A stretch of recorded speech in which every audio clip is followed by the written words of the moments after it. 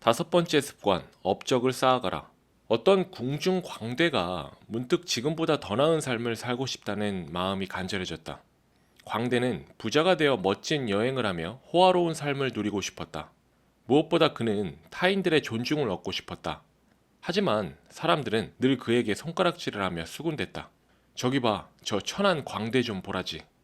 고민 끝에 광대는 왕에게 자신의 소원을 아뢰었다. 왕은 다음과 같은 명을 내렸다. 너는 여러 해 동안 나를 즐겁게 해주었다. 그러니 내 소원대로 많은 부를 선물로 내리도록 하마. 그날 이후 광대는 자신에게 허락된 새로운 행운을 만끽하기 시작했다. 대저택으로 거처를 옮겼고 산의 진미를 즐겼다. 하지만 그는 얼마 지나지 않아 주변 사람들이 자신을 거취로만 따르는 척한다는 사실을 깨달았다. 부자가 되었지만 사람들에게는 그저 예전과 다름없는 광대였던 것이다. 아울러 하사받은 막대한 재산은 금세 바닥나 버렸다. 그는 왕의 현명한 고문을 찾아가 자신의 신세를 한탄했다. 고문은 미소를 지으며 포도주가 가득 담긴 단지와 포도주 잔을 가리켰다.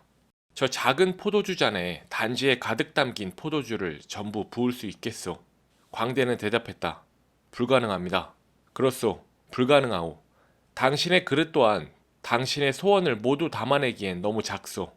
왕이 당신에게 큰 복을 내렸지만 당신은 그걸 전부 담아낼 만큼 그릇이 큰 사람이 아니오. 실력이 뛰어난 사람만이 큰 경기에 나설 수 있다. 우리는 어떤 변화를 원할 때 무심코 상황을 변화시켜야 한다고 생각한다. 하지만 무엇보다 먼저 자신이 변해야 한다. 자신을 바꾸지 않으면 아무것도 바뀌는 것이 없다. 많은 사람들이 성공을 위해 무엇인가 새로운 것을 시작하기 위해 상황이 나아지기만을 기다린다. 이런 사람들을 두고 위너들은 그릇이 작은 사람이라고 표현한다. 유리한 상황이 오기까지 기다리는 사람이 부자가 되는 경우는 없다. 유리한 상황이 오면 경쟁이 더욱 치열해지기 때문이다. 주식시장을 떠올리면 이해가 쉽다. 대세 상승장의 흐름이 오면 엄청난 인파가 주식시장으로 몰려든다. 이때 돈을 버는 사람은 아무도 거들떠보지 않을 때 시장에 들어온 사람이다. 나에게 유리한 상황은 타인에게도 유리한 상황이다. 이 간단한 진리를 우리는 너무 경시한다. 상황의 변화는 진정한 삶의 변화를 끌어내지 못한다. 상황의 유불리에 매달리지 말고 먼저 당신 자신이 변해야 한다. 내가 바뀌면 상황이 바뀌고 삶이 바뀐다. 이것이 성장 시스템의 핵심이다. 내가 바뀌면 모든 것이 순조롭게 차곡차곡 바뀌어 나간다. 나 자신의 변화 위에서 다양한 변화를 시도할 때 비로소 인생은 그 하부 구조가 튼튼해진다. 위너들은 말한다. 실력을 쌓는다는 것은 그 맨 밑바닥에 나의 변화가 있을 때 가능하다. 나의 변화 없이 쌓아 올린 것들은 사상 누각이 되고 만다. 위험하고 언제든 무너져 내린다.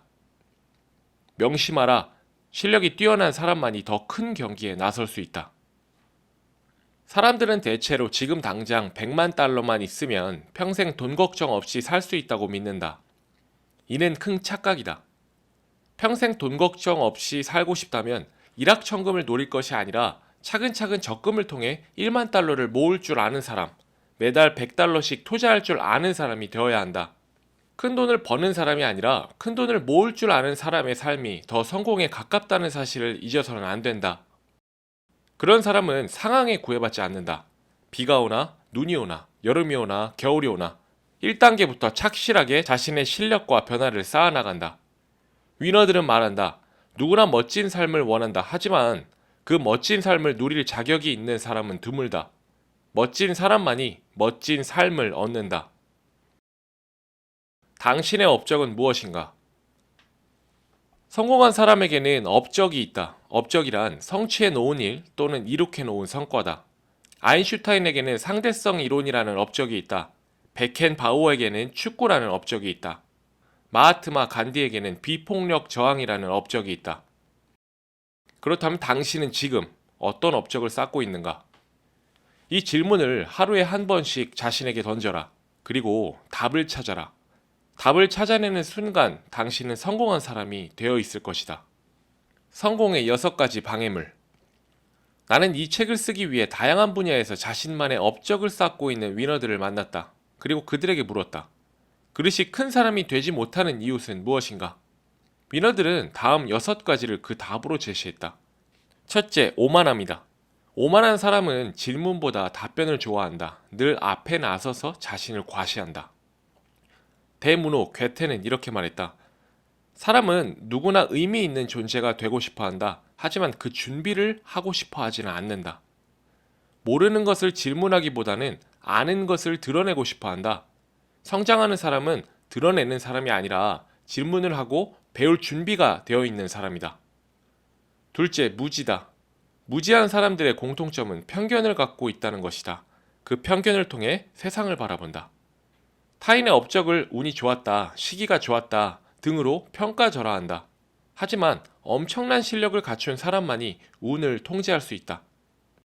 무지한 사람은 공은 둥글기 때문에 월드컵 축구 경기에서 피파 랭킹 100위 팀이 1위 팀을 언제든 이길 수 있다고 주장한다.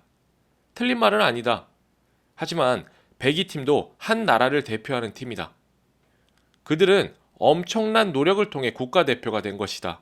그 노력이 운과 조화를 이루어 강팀을 격파하는 예상치 못한 결과를 만들어낸 것이다. 하지만 분명한 사실은 독일이나 브라질 축구 대표팀에게 승리할 수 있는 아마추어 축구 동호회는 지구상에 존재하지 않는다는 것이다. 무지한 사람은 축구 동호회끼리 경기에만 나설 수 있을 뿐이다. 셋째, 허영심이다. 허영심이 많은 사람들은 지나치게 자신을 꾸민다. 타인의 눈에 자신이 좋아 보이도록 만들기 위해 막대한 에너지를 낭비한다. 그리하여 의미 있는 결과를 만들어내는데 사용할 에너지는 부족해진다. 다시 말해, 뛰어난 지능과 노력을 겸비한 사람에게는 허영심을 찾을 수 없다. 넷째, 불안이다. 불안이 큰 사람들은 끊임없이 부정적인 결과를 상상한다. 자신이 원하지 않은 무엇인가에 집착한다. 집요하게 나쁜 상상들을 하기 때문에 그중 일부가 정말 현실로 일어난 것처럼 행동할 때도 있다. 일정량의 불안은 나태와 안위를 경계하는 데 좋은 에너지가 되어준다. 하지만 지나친 불안은 언제나 자신의 변화를 가로막는다. 다섯째, 자기회의다. 스스로 능력이 부족하다고 생각하는 사람들이다. 자신의 강점을 바라보지 않는다. 타인과의 비교를 통해 자신을 깎아내린다. 위너들은 그들에게 성공일기 작성을 강력하게 주문한다. 작은 성취들을 꼼꼼하게 기록함으로써 자신감과 체계적인 자의식 함양을 모색할 수 있어야 한다. 여섯째, 죄책감이다. 많은 사람들이 원하는 삶을 살지 못하는 핵심적인 이유로 위너들은 죄책감을 꼽았다. 세상 곳곳에 존재하는 나르시스트를 비롯한 이기적인 사람들이 우리에게 교묘하게 죄책감을 심어주기 때문이다. 죄책감에서 탈출하는 가장 지혜로운 방법은 자기 삶에 보람 있는 과제를 부여하는 것이다. 그러면 불필요한 죄책감은 자연스럽게 사라져버린다. 적절한 생각을 통해 적절한 일을 한다. 위너들에게 물었다. 원하는 결과를 가장 빨리 달성할 수 있는 방법은 무엇인가? 그들의 답은 다음과 같았다. 적절한 생각을 통해 적절한 일을 하는 것이다. 적절한 생각이란 앞에서 설명한 6가지 방해물의 반대편에 놓인 것들이다. 겸손함, 배울 준비, 검소함, 자신감, 자기 긍정, 자기 수용 등등이다. 적절한 일을 하고 있다는 의미는 무엇인가? 열정을 느끼는 분야에서 나의 강점에 집중할 수 있는 일을 하고 있다는 뜻이다. 하지만 현실은 그렇지 않다. 많은 사람들이 자기 일에 대해 불평과 냉소적인 태도를 무의식적으로 갖는다. 그리고 불공정에 대해 몹시 열을 올린다. 당신도 그렇다면 당신 또한 부적절한 생각을 통해 부적절한 일을 하고 있는 것이다. 열매를 얻기 위해 씨를 뿌린 사람은 불평하지 않는다. 탄식하지 않는다. 반면에 씨를 뿌리지 않는 사람은 자신이 열매를 얻지 못한다는 사실을 누구보다 잘 안다. 그래서 불평과 탄식이 끊이지 않는다. 성공은 철저하게 자연 법칙을 따른다. 씨를 뿌려야만 돌틈에서든 사막 위에서든 험난함을 뚫고 꽃이 피어난다. 싹이 트고 꽃이 피어나는 순간 그 모든 험난함은 성공의 불모지에서 성공의 비옥한 토양으로 거듭난다. 이것이 바로 변화의 핵심이다. 유리한 상황, 더 나은 조건을 기다린다는 핑계로 지금 씨를 뿌리지 않는 사람은 그 어떤 작은 꽃도 얻을 수 없다. 적절한 생각에 바탕한 적절한 일을 하는 것, 그것이 그릇이 큰 사람을 만드는 유일한 방법이다. 이를 따르면 상황을 기다리지 않아도 된다.